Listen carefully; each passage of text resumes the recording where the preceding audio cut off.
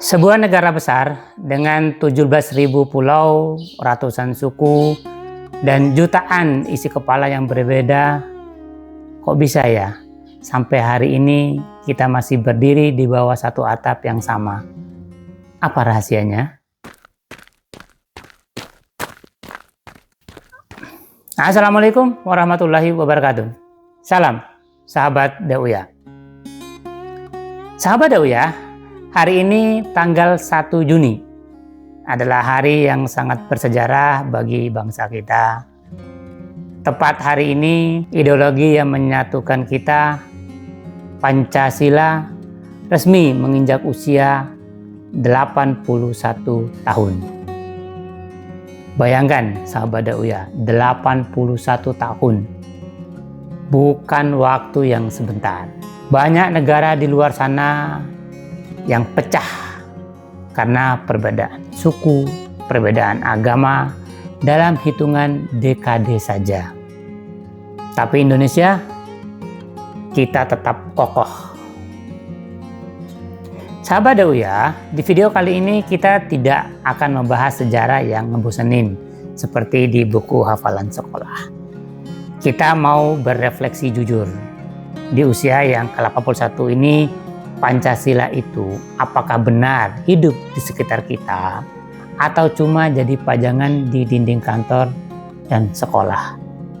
Yuk kita bedah bareng-bareng.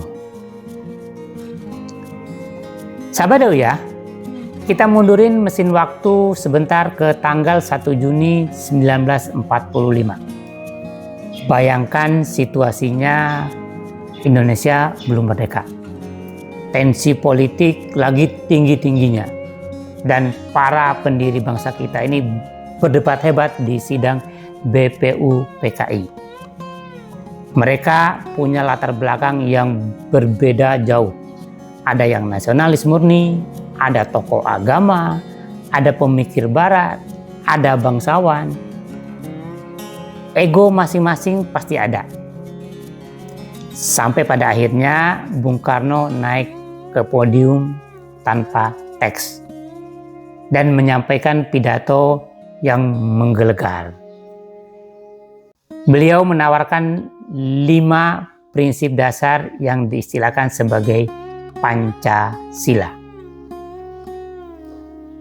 Menariknya, Bung Karno tidak pernah mengklaim kalau beliaulah yang menciptakan Pancasila. Beliau selalu bilang, "Aku bukan pencipta Pancasila. Aku hanya menggali bumi Indonesia dan menemukan 5 mutiara yang terpendam." Sahabat Dauya, kenapa disebut mutiara yang terpendam? Karena nilai-nilai itu memang sudah ada di urat nadi orang Nusantara. Jadi sebelum kata Indonesia itu lahir, sifat suka tolong menolong, percaya sama Tuhan, musyawarah, itu semuanya adalah kearifan lokal kita. Makanya kejeniusan para pendiri bangsa kita adalah mereka berhasil merumuskan ideologi yang elastis tapi kokoh. Nggak condong ke kiri, nggak condong ke kanan. Sebuah titik temu atau kalimatun sawa yang bikin semua orang dari Sabang sampai Merauke merasa, oh, ini rumah saya. Sahabat Dauya, sekarang mari kita bawa Pancasila keluar dari gedung kementerian, keluar dari gedung pemerintahan. Kita bawa ke jalanan, ke pasar, ke tongkrongan kita sehari-hari. Sadar atau tidak, kita sering banget mengamalkan Pancasila tanpa kita sebut-sebut namanya. Contoh paling gampang, pas terjadi musibah atau bencana alam, nggak perlu nunggu pemerintah, netizen langsung patungan, warga lokal langsung bikin dapur umum. Mereka nggak nanya, yang kecelakaan agamanya apa? sukunya apa. Nggak ada itu. Jiwa kemanusiaan dan keadilan sosial itu langsung refleks keluar. Itu adalah bukti nyata kalau sila kedua dan sila kelima itu bukan cuma teori. Itu insting kita sebagai orang Indonesia.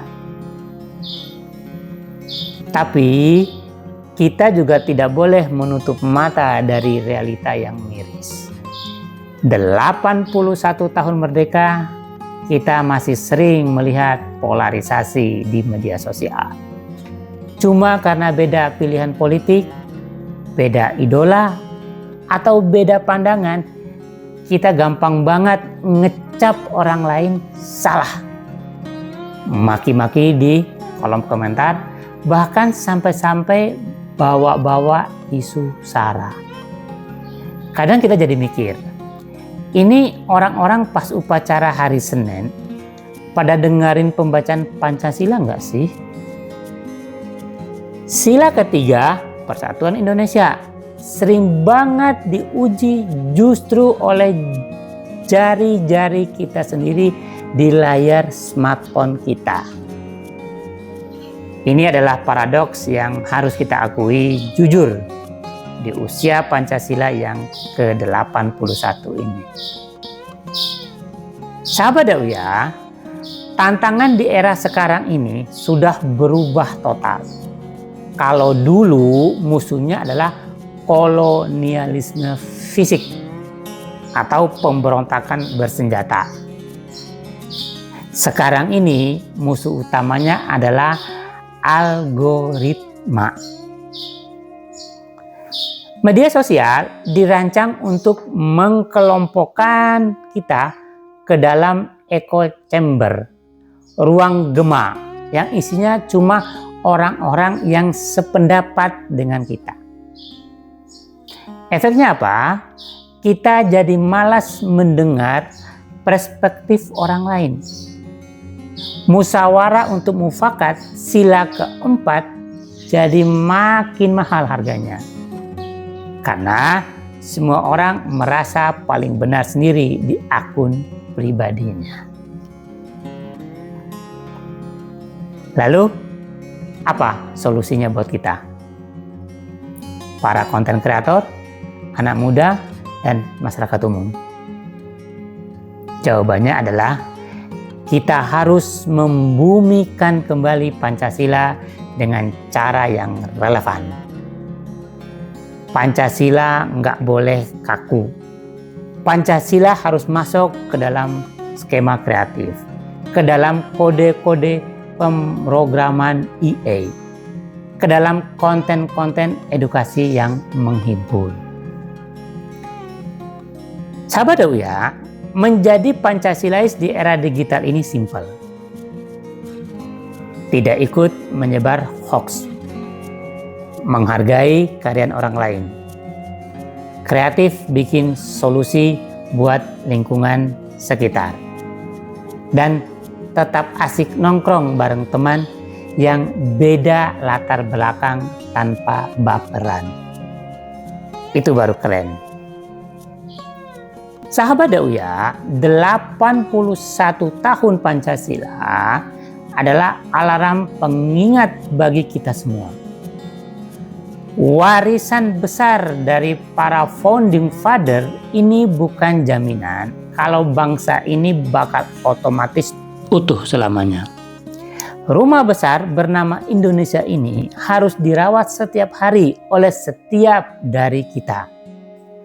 Pancasila bukan sekedar kata-kata sakti yang diucapkan setahun sekali setiap tanggal 1 Juni. Pancasila adalah tindakan nyata. Dia hidup ketika kita peduli dan dia mati ketika kita mulai apatis. Selamat Hari Lahir Pancasila yang ke-81. Mari kita jaga bareng-bareng warisan berharga ini demi masa depan anak cucu kita nantinya. Menurut pandangan sahabat Dauya, apa tantangan terbesar dalam menjaga nilai Pancasila di lingkungan kalian saat ini. Silakan tulis opini seru sahabat Uya di kolom komentar. Kita diskusi sehat di kolom komentar. Saya Dek Uya, sampai jumpa lagi di video berikutnya. Wassalamualaikum warahmatullahi wabarakatuh.